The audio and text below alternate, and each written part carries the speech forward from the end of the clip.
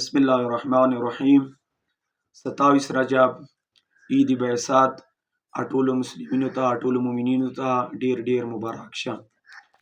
هو الذي بعث في الأميين رسولا منهم يتلو عليه آياته ويزكيهم ويعلمهم الكتاب والحكمة.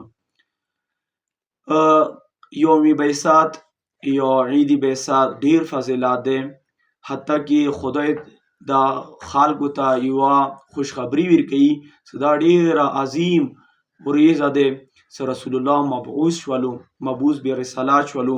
ډیره عظیمه ورځ ده، ډیر فضیلت دی، عید دی، خوشحالۍ ورځ ده، عیدي خاص اعمال هم دي. یو خو د غسل کول، یعنې عید ورځ 27 رجب ورځ پکار دی سړی غسل وکړي نماز فجر نه بعد. یو ورځ کې که نور ټایم درته میلاو شي پکار دی هغه ټایم یې وکړي غسل کول. یو د روژې ساتل پکار دی سړی روژه وساتي. عیدي دومره فضیلت دی چې 70 سال داسې وایي چې دی روژې وساتلي، دومره عیدي فضیلت دی. امام جعفر صادق علیه صلات وسلام نه منقول دی. یو د لمونځ کوله 12 رکعته لمونځ دی چې الحمد سوره وایي، هغه نه بعد 4 پیرې به قل هو الله سوره وایي. بیا لمانځه نه بعد سوره حمد به 4 پیرې وایي. سوره حمد نه مراد الحمد سوره چې کومه دی. بیا سوره اخلاص یعنی قل هو الله چې کومه سوره دی دا بعد 4 پیرې وایي. او سوره فلق قل اعوذ برب الفلق دا بعد 4 پیرې وایي. او سوره ناس قل اعوذ برب الناس مالک الناس دا بعد 4 پیرې وایي.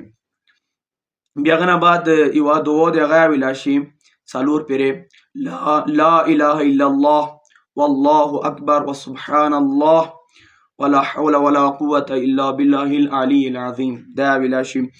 اور زیارت رسول الله دا هغه څلورم عمل دی چې زیارت رسول الله وایي.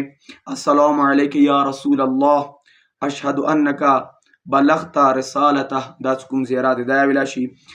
اور پنځم چې کوم عمل دی زیارت امیر المؤمنین علیه الصلاة والسلام دی پکار دی دا وویلی شي. اور یو 2 رکعته نماز هغه خاص دی اندې ورځې څخه یوم بعثت څخه دا پکار دی سړی وکړي.